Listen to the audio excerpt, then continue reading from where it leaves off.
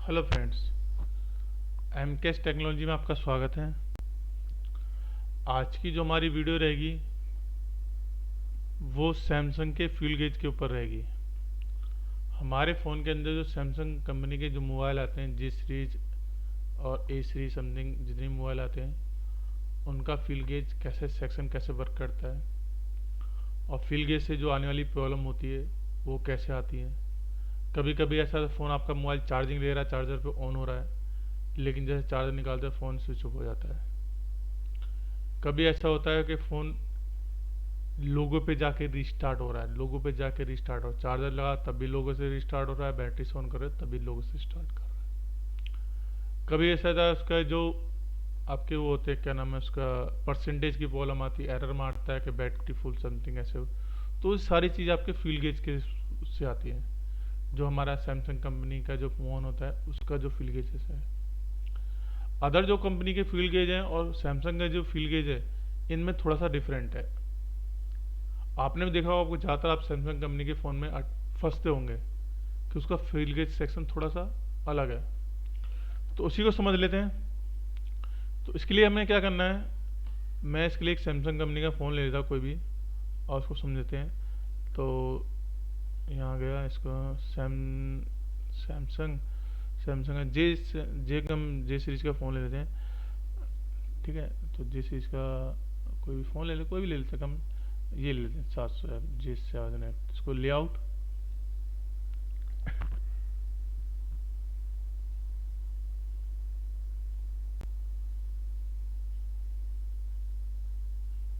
ये smectic diagram इसका।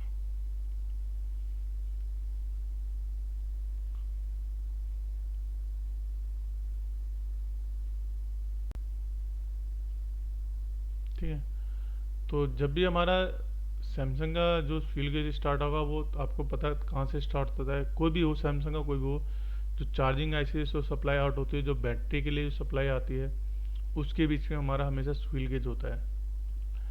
तो चलते हैं इसकी चार्जिंग आईसी में, चार्जिंग सेक्शन में चलते हैं। तो इसके लिए हमें क्या करना पड़ेगा, इसका जो चार्जिंग जैक है इसको सेलेक्ट करना पड़ेगा। तो मैं चार्जिंग जैक सेलेक्ट करा, इसका लेआउट में इसका पेस्ट कर दिया। पेस्ट करने के बाद, सॉरी, ये रहा, ये इसमें ही है, ये हमारा चार्जिंग जैक है। ओके, तो चार्ज जगह इसमें अब देखोगे तो ये सप्लाई हमारी जा रही है आ, आगे के लिए। जो ये देखो आपको दिख रहे हैं वी बस। तो क्योंकि अगर आपको चार्जिंग सेक्शन पता है कि कैसे वर्क करता है, तो आपको मालूम होगा जहाँ पर वी बस लिखा होता है वो हमारी चार्जिंग की सप्लाई होती है हमेशा। तो इसको क्लिक करेंगे, यहाँ पे क्लिक करने के बाद यहाँ करना है हमने नेक्स्ट, फिर नेक्स्ट, इधर आ गए। यहाँ जब आओगे आप, तो जब देखो यहाँ से ये सप्लाई आ गई, यहाँ लिखा वी बस। वी बस के बाद ये सप्लाई आपकी आउट होके जाती है पीएमआईडी पे, जो फिल्ट्रेशन करती है सप्लाई को। क्योंकि जो चार्जिंग जैक से जो सप्लाई आती है उसको फिल्ट्रेशन की रिक्वायरमेंट होती है। उसके बाद ये सप्लाई एलएक्स एलएक्स से स्विचिंग होके यहाँ से आउट होती है। तो यहाँ देखोगे इसको सप्लाई को यहाँ पे आउट कर रखा है। ठीक है, लेकिन ये सप्लाई आगे नहीं जा रखी, यही सप्लाई वापस रिटर्न इस आईसी में आ रही है, आ रही है ना यहाँ पे। ठीक है, अब यहाँ से लिखा हुआ है एक चार्ज आउट, लिखा हुआ है यहाँ पे चार्ज आउट, ये यहाँ से चार्ज आउट। ये सप्लाई आपके पूरे फ़ोन के अंदर जा रही है, ये सप्लाई पूरे फ़ोन के अंदर जा रही है आपकी चार्ज आउट के नाम से। अब इसको चेक करते हैं कहाँ जा रही है, क्योंकि ये सप्लाई आगे जाएगी बैटरी कनेक्टर पे। और देखो यहाँ पे लगा चार्ज आउट लिखा हुआ, और इसी सप्लाई को जब आप देखोगे नीचे से, देखो ये सप्लाई नीचे आ रही है वी बैट के नाम से। दूसरे फ़ोन में हमने देखा था जो ये एलएस की सप्लाई जो आउट होती थी यहाँ से, देख रहे आपको आउट होती, यहाँ पे इसको ग्राउंड कर रखा है। लेकिन अदर फ़ोन में ये सप्लाई हमारी वीपीएच नाम से होती थी। लेकिन इसमें क्या करा है, इसी सप्लाई को आउट ना करके इसी सप्लाई को वापस रिटर्न किया है। वो दूसरे फ़ोन में भी होती थी आउट इंटर वापस लेकिन उसमें क्या होता है, ये सप्लाई आगे चली जाती थी और यहीं से एक सप्लाई रिटर्न वापस आती थी बैटरी को चार्ज करने के लिए। लेकिन इसमें क्या गया है, इस सप्लाई को आगे ना ले जाकर इसी सप्लाई को यहाँ पे वापस रिटर्न कर दिया है, और यहाँ से सप्लाई को बैटरी को चार्ज, यहाँ लिखा है चार्ज करने के लिए। ठीक है, और यही सप्लाई आपकी वापस यहीं पे आ रही है। अब इसमें जो हिस्सा है इसका वो क्या है, इसमें इसको हम समझ लेते हैं। देखो, जब आप फ़ोन चार्जिंग पे लगाओगे तो ये सप्लाई आपकी इनेबल हो जाएगी और फ़ोन को ऑन भी करेगी और बैटरी को चार्ज भी करेगी। ठीक है, मतलब ये सप्लाई फ़ोन को ऑन भी करेगी और बैटरी को चार्ज करेगी। जैसे आप चार्जर हटा देते हो तो यही सप्लाई आपकी रिटर्न आती है, बैटरी से यही सप्लाई आपकी रिटर्न आएगी और यहाँ से इसको ऑन करेगी, यहाँ से ऑन करके फिर फ़ोन को ऑन होगी। मतलब ये बैटरी को सेंस करती है कि हाँ बैटरी मोबाइल में लगी हुई है। ठीक है, अगर इस सप्लाई में अगर ये सप्लाई आपको ख़राब हो जाती है, सप्लाई मान लो ख़राब होगी तो फ़ोन में क्या दिक्कत आएगी आपकी कि जब चार्जर लगाओगे तो फ़ोन चार्ज भी होगा और चार्जर से ऑन भी होगा, लेकिन जैसे ही चार्जर हटा दोगे तो आपका फ़ोन स्विच ऑफ हो जाएगा, क्योंकि ये सप्लाई वैसा जो वी बैट को जो इनपुट हो रहा है, क्योंकि यहाँ से जब ये रिटर्न ये सप्लाई आती है वापस इसके अंदर है और वापस फिर इसमें से जाती है तो ये फ़ोन को ऑन करने के लिए होती है। ठीक है, समझ में आ गया? आई थिंक आपको समझ में आ गया होगा कि मैं क्या कहना चाह रहा हूँ। है, चार्जिंग के टाइम पे ये सप्लाई आउट होती है और जब हम चार्ज निकालते हैं तो ये सप्लाई आपकी इनेबल हो एक्टिव हो जाती है। समझ में आ गया? चार्जिंग के टाइम पे ये, और जब चार्जर निकाल दो तो ये प्रॉब्लम आएगी तो फ़ोन आपका चार्ज नहीं होगा लेकिन बैटरी से ऑन होगा। ये प्रॉब्लम करेगी तो फ़ोन चार्जर से ऑन भी होगा और चार्ज भी होगा लेकिन बैटरी से फ़ोन ऑन नहीं होगा। ठीक है, अब इसको आगे समझ लेते हैं। तो हमें जाना है बैटरी कनेक्टर पे, तो यहाँ से हमने कॉपी किया। अब इस एक चीज़ और समझने में बताना भूल गया। तो देखो जो फ़ोन का सैमसंग कंपनी का जो फ़ोन होता है उसमें जहाँ पे इफ़ पी एम आई सी जहाँ लिखा होता है इफ़ पी एम आई सी, इसका मतलब वो चार्जिंग सेक्शन है। अब इसके अंदर लिखा हुआ है यहाँ पे एम यू आई सी का मतलब होता है यू एस बी स्विचिंग आई सी। मैं इसके अंदर यू एस बी स्विचिंग आई सी भी है, चार्ज का मतलब चार्जिंग सेक्शन भी है और फील्ड गेज सेक्शन भी है और बक एल डी ओ, जैसे कि आपके फ्लैश एल ई डी वगैरह के लिए जो बक सप्लाई होती है वो भी यहीं से आउट होती है।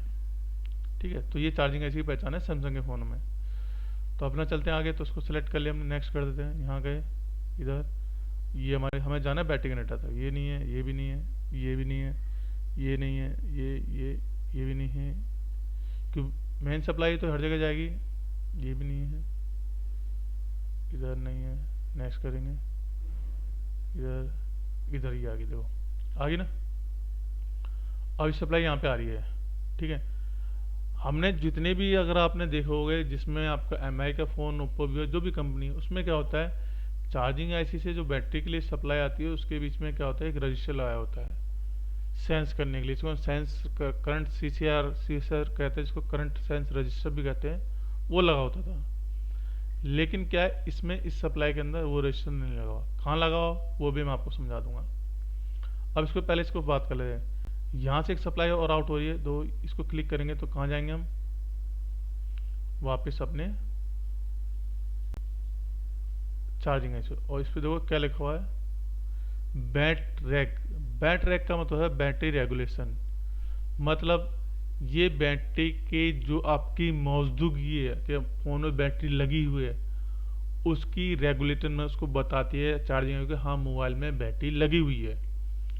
ये इस सप्लाई को बताती है कि हाँ बैटरी की मौजूदगी आपके फ़ोन के अंदर बताती है कि मोबाइल में बैटरी लगी हुई है। ठीक है, ये सप्लाई खराब होगी तो देखो दो टाइप की प्रॉब्लम आ सकती है। इस प्रॉब्लम खराब होगी तो पहली प्रॉब्लम क्या आएगी कि फ़ोन रीस्टार्ट होगा आपके, अगर आपने फ़ोन ऑन कर रहे हो बैटरी से तो क्या होगा, वो रीस्टार्ट होगा।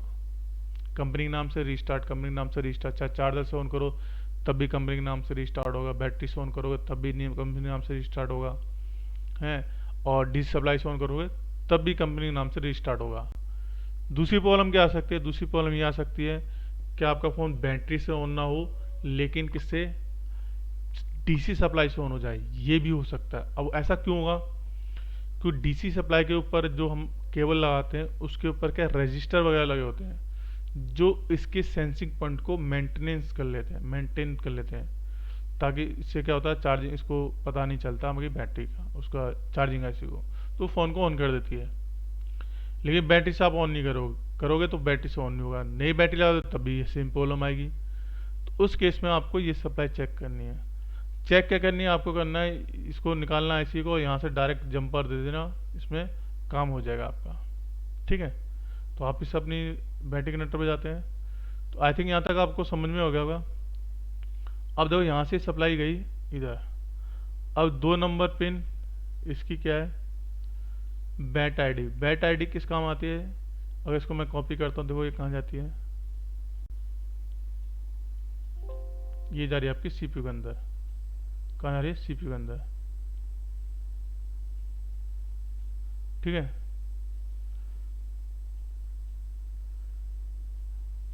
बैट आईडी का काम क्या होता है? बैटरी आईडी का काम होता है बैटरी की आइडेंटिफिकेशन। आइडेंटिफिकेशन का मतलब होता है बैटरी कितने परसेंट चार्ज है, इसका सारा जो भी है, कितने परसेंट बैटरी चार्ज है, कितनी डाउन है, वो सब इसको बताना, किसको?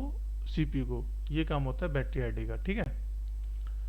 आप देखो इसके 3 नंबर पिन पे, यहाँ पे जब देखोगे तो यहाँ पे लिखा था B bat P2, sense P1, bat P1, bat N2, sense N1 और सेंस N2। ये क्या है?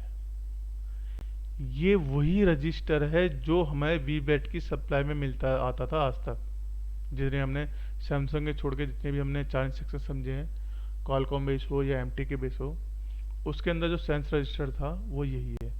अब इसमें सेंस रजिस्टर क्या होता है? देखो, उसमें इस सप्लाई में लगा था, लेकिन इसमें इसमें लगा हुआ है। ये इसका पॉजिटिव हिस्सा है, ये पॉजिटिव हिस्सा है, और ये इस तरफ का नेगेटिव हिस्सा है। तो ये देखो, F B fuel gauge feedback N, fuel gauge feedback P, ये पॉजिटिव को फीडबैक करती है, ये नेगेटिव को। तो जब भी हमारा कोई देखो क्या होता, अब आप कहोगे सर ये इसमें मतलब कि रजिस्टर तो पॉजिटिव की सप्लाई में लगा हो तब, नहीं नहीं, ऐसा क्या होता, जब भी हमारे कोई भी सर्किट काम करता है वो तब वर्क करता है जब उसका नेगेटिव भी मिलेगा। मतलब क्या, अगर आप बल्ब जला रहे हो, बल्ब को आपको ऑन करना है, तो जब तक उसको ग्राउंड नहीं दोगे तो बल्ब आपका ऑन नहीं होगा।